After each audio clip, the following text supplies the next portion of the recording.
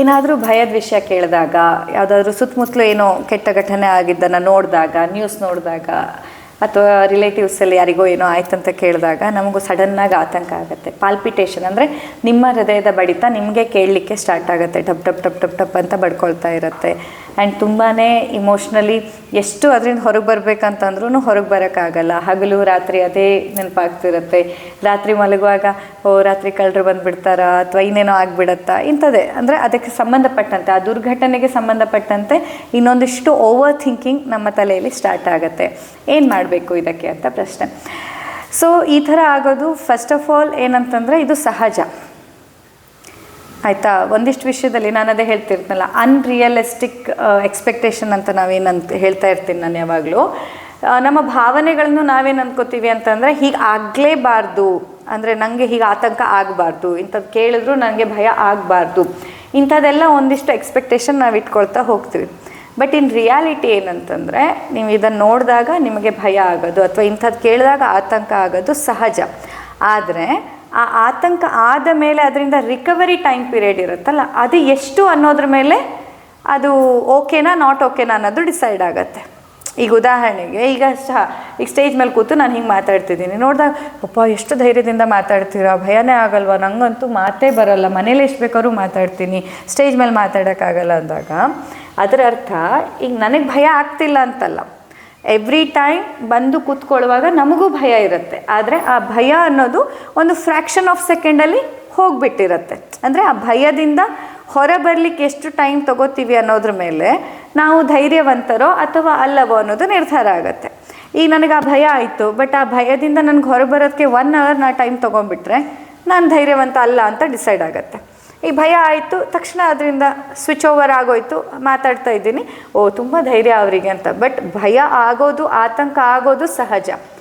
ಆದರೆ ಅದನ್ನು carry forward ಮಾಡೋದಿದೆಯಲ್ಲ, ಅದನ್ನ ತುಂಬ ಸಮಯ ಅದನ್ನ ಒಳಗೆ ಎಳ್ಕೊಳ್ಳೋದಿದೆಯಲ್ಲ, ಅದರೊಳಗೆ ನೀವು ಇಮ್ಮರ್ಸ್ ಆಗೋದು, ಮುಳುಗಿ ಹೋಗೋದಿದೆಯಲ್ಲ, ಅದು ಅಸಹಜ.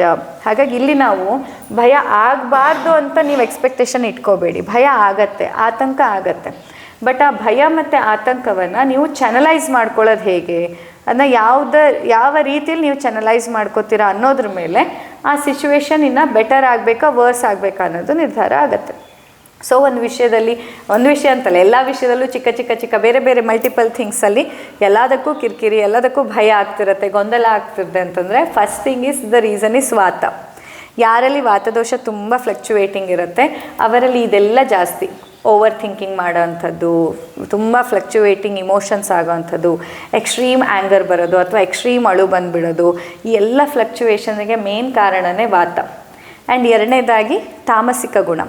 ತಾಮಸಿಕ ಮತ್ತು ರಾಜಸಿಕ ಗುಣ ಯಾರಲ್ಲಿ ಡಾಮಿನೇಟ್ ಆಗಿರುತ್ತೆ ಅವರಲ್ಲಿ ಈ ಎಲ್ಲ ನೆಗೆಟಿವ್ ಇಮೋಷನ್ಸ್ಗಳು, ನೆಗೆಟಿವ್ ಥಾಟ್ಸ್ ಪ್ರೊಸೆಸ್ಗಳು, ಓವರ್ ಥಿಂಕಿಂಗ್ ಅನ್ನೋದೆಲ್ಲ ಜಾಸ್ತಿ. ಅದರಲ್ಲೂ ಈಗ ಉದಾಹರಣೆಗೆ ವಾತದೋಷ, ದೇಹದಲ್ಲಿ ವಾತದೋಷ, ಮಾನಸಿಕವಾಗಿ ರಜೋ ಮತ್ತು ತಮೋ ಗುಣಗಳು ಒಟ್ಟಿಗೆ ಡಿಸ್ಟರ್ಬ್ ಆಗಿಬಿಟ್ರೆ ಏನಾಯಿತು, ಆ ವ್ಯಕ್ತಿ ಆ್ಯಬ್ಸಲ್ಯೂಟ್ಲಿ ನೆಗೆಟಿವ್ ವ್ಯಕ್ತಿ ಆಗಿಬಿಟ್ಟಿರ್ತಾನೆ. ಅಂದರೆ ನೆಗೆಟಿವ್ ಅಂದರೆ ಇಲ್ಲಿ ಒಳ್ಳೆಯದು ಕೆಟ್ಟದ್ದು ಅಂತಲ್ಲ, ಅವನ ಪ್ರೊಡಕ್ಟಿವಿಟಿಗೆ ಮತ್ತು ಬೇರೆಯವ್ರಿಗೆ ಒಳ್ಳೇದು ಕೆಟ್ಟದಂತಲ್ಲ, ಅವನ ಸ್ವಂತ ಪ್ರೊಡಕ್ಟಿವಿಟಿಗೆ, ಅವನ ಕ್ರಿಯೇಟಿವಿಟಿಗೆ, ಅವನ ಹೆಲ್ತಿಗೆ ಅವನು ನೆಗೆಟಿವ್ ಆಗಿರ್ತಾನೆ. ಅವನದೇ ದೋಷಗಳು, ಅವನದೇ ಮನಸ್ಸಿನ ಭಾವಗಳು ಅವನಿಗೆ ತೊಂದರೆಯನ್ನು ಉಂಟು ಮಾಡ್ತದೆ. ಸೊ ಫಸ್ಟ್ ನೀವು ಮಾಡಬೇಕಾಗಿರೋದು ಏನಂತಂದರೆ ವಾತವನ್ನು ಶಮನ ಮಾಡೋದು.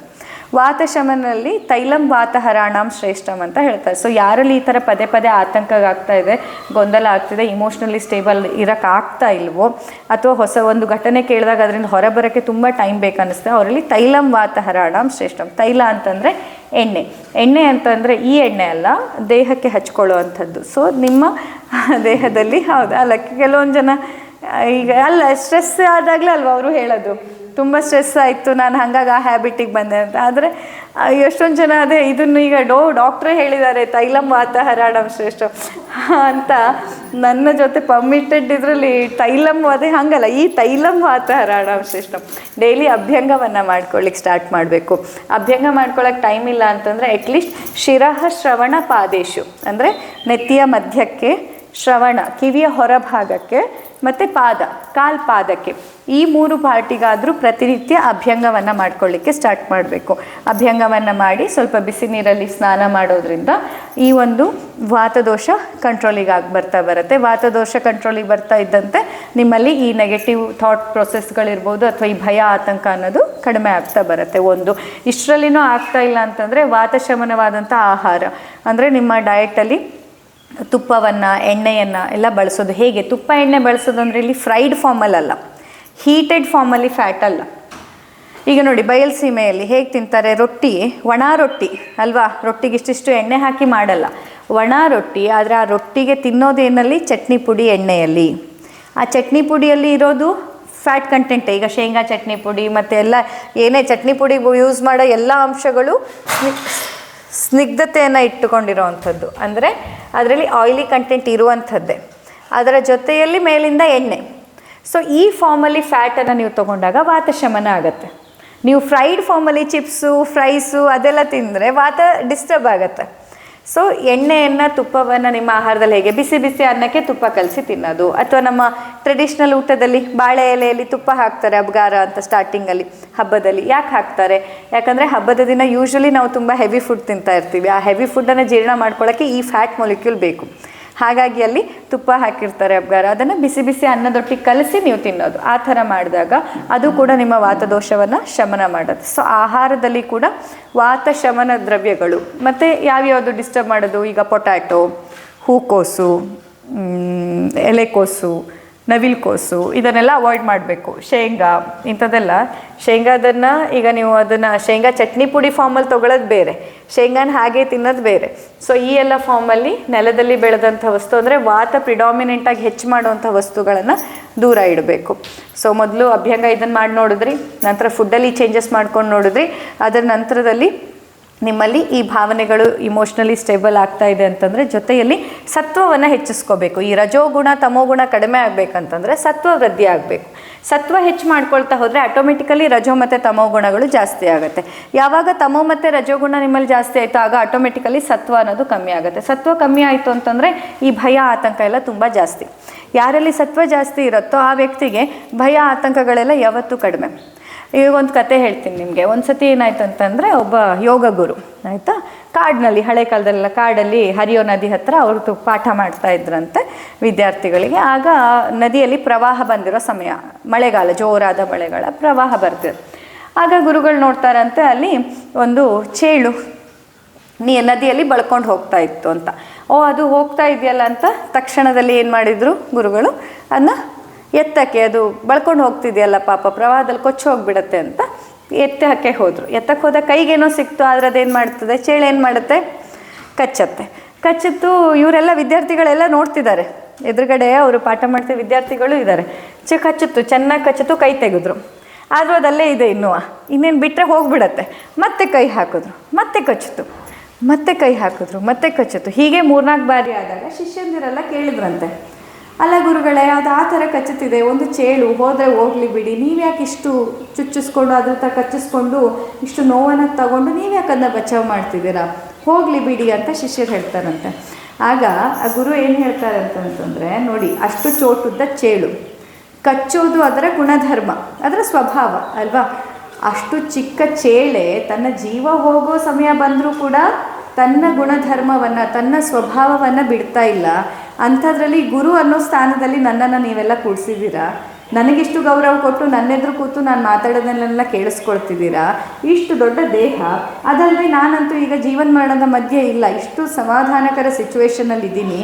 ಇಂಥವನಾಗಿ ನಾನೇ ನನ್ನ ಗುಣವನ್ನು ನಾನು ಬಿಡ್ತಿದ್ದೀನಿ ಅಂತಂದರೆ ಆ ಚೇಳಿನಿಗಿದ್ದಷ್ಟು ಕೂಡ ಒಂದು ಸತ್ವ ನನ್ನಲ್ಲಿಲ್ಲ ಅಂತ ಆಯ್ತಲ್ವ.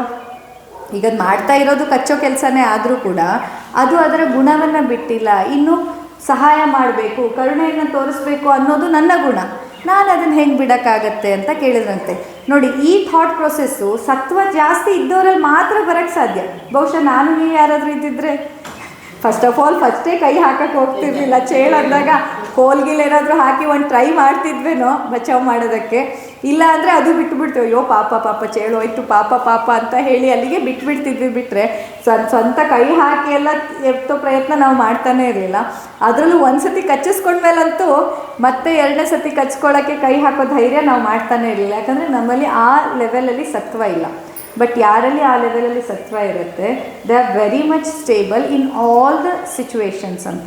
ಹಾಗಾಗಿ ನಮ್ಮಲ್ಲಿ ಆ ಭಯ, ಆತಂಕ, ಗೊಂದಲ ಇಂಥದ್ದೆಲ್ಲ ನಾವು ಕಮ್ಮಿ ಮಾಡ್ಕೋಬೇಕಂತಂದರೆ ನಮ್ಮ ಸತ್ವ ಜಾಸ್ತಿ ಮಾಡ್ಕೋಬೇಕು. ಸೊ ಸತ್ವ ಜಾಸ್ತಿ ಮಾಡ್ಕೊಳ್ಳೋದಕ್ಕಾಗಿ ಪ್ರತಿನಿತ್ಯ ಜಪ ಮಾಡುವಂಥದ್ದು, ಭಜನೆ ಮಾಡುವಂಥದ್ದು, ಅಥವಾ ಗುರು ಹಿರಿಯರಿಂದ, ಸಂತ ಜನರಿಂದ ನಾವು ಪ್ರವಚನವನ್ನು ಕೇಳೋವಂಥದ್ದು, ಅಥವಾ ಮನೆಯಲ್ಲಿ ಪ್ರತಿನಿತ್ಯ ತುಪ್ಪದ ದೀಪ ಹಚ್ಚಿಡೋದು, ಇದೆಲ್ಲ ನಮ್ಮಲ್ಲಿನ ಸತ್ವವನ್ನು ಹೆಚ್ಚಿಸಲಿಕ್ಕೆ ಸಹಾಯ ಮಾಡುತ್ತೆ. ಮನೆಯಲ್ಲೆಲ್ಲ ಮೊದಲು ನಂದಾದೀಪ ಅಂತ ಇರ್ತಿತ್ತಲ್ವ, ಆ ನಂದಾದೀಪ ಇರೋ ಕಾನ್ಸೆಪ್ಟೇ ಏಕೆ ಅಂತಂದರೆ ಅದರಿಂದ ಒಂದು ಆರಾ ಜನ್ರೇಟ್ ಆಗುತ್ತೆ. ಆ್ಯಂಡ್ ಆರಾ ಏನು ಮಾಡುತ್ತೆ, ಮನೆಯಲ್ಲಿ ಸತ್ವವನ್ನು ಹೆಚ್ಚಿಸುವಂತಹ ಕೆಲಸ ಮಾಡುತ್ತೆ. ಸೊ ಈ ರೀತಿಯಾಗಿ ನಾವು ಸತ್ವವನ್ನು ಹೆಚ್ಚಿಸುವ ಬಗ್ಗೆನೂ ಫೋಕಸ್ ಮಾಡಬೇಕು.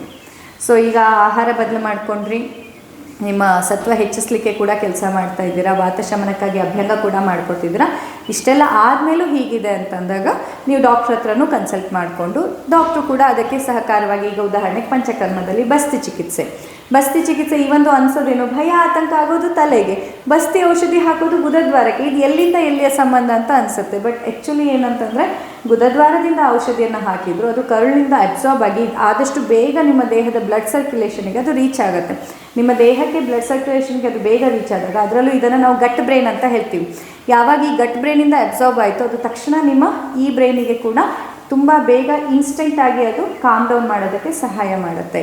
ಹಾಗಾಗಿ ಇಷ್ಟೆಲ್ಲ ನೀವು ಬದಲಾವಣೆ ಮಾಡ್ಕೊಂಡ ಮೇಲೂ ಸಫರಿಂಗ್ ಇದೆ ಅಂತಂದರೆ ನೀವು ಆಯುರ್ವೇದದಲ್ಲಿ ಪಂಚಕರ್ಮ ಚಿಕಿತ್ಸೆಯಲ್ಲಿ ಬಸ್ತಿಯನ್ನು ತೊಗೋಬೋದು. ಬಸ್ತಿ ಚಿಕಿತ್ಸೆಯನ್ನು 8 ದಿನ, 16 ದಿನ ಅಥವಾ 30 ದಿನ ಈ ರೀತಿ ಪ್ಲ್ಯಾನ್ ಮಾಡಿದಾಗ ಅದರ ಜೊತೆಯಲ್ಲಿ ಶಿರೋಧಾರ ಇರ್ಬೋದು, ಶಿರೋಬಸ್ತಿ ಆಗಿರ್ಬೋದು, ಬೇರೆ ಬೇರೆ ಪಾದಾಭ್ಯಂಗ ಆಗಿರ್ಬೋದು, ಇಂತಹ ಮೊದಲಾದಂಥ ಸಪೋರ್ಟಿವ್ ಥೆರಪಿಗಳನ್ನು ಸೇರಿಸಿ ನಾವು ತೊಗೊಂಡಾಗ ನಮ್ಮ ಭಯ, ಆತಂಕ, ಗೊಂದಲ ಇದರಿಂದ ಹೊರಬರಲಿಕ್ಕೆ ಸಹಾಯ ಆಗುತ್ತೆ. ಸೊ ಬೇಸಿಕಲಿ ತುಂಬ ಸ್ಟ್ರೆಸ್, ಆ್ಯಂಗ್ಸೈಟಿ ಅಥವಾ ಪ್ಯಾನಿಕ್ ಆಗ್ತಿದ್ದೀವಿ, ಭಯ ಆಗ್ತಿದ್ದೀವಿ ಅಂದಾಗ ಅದರಿಂದ ಓಡಿ ಹೋಗೋಕ್ಕಿಂತ ಅದನ್ನು ಫೇಸ್ ಮಾಡೋದಕ್ಕೆ ನಮ್ಮಲ್ಲಿ ವಾತದೋಷ ಕಂಟ್ರೋಲಿಗೆ ಬರಬೇಕು, ಸತ್ವ ಹೆಚ್ಚಾಗಬೇಕು. That is the solution. ಈ ವಿಷಯ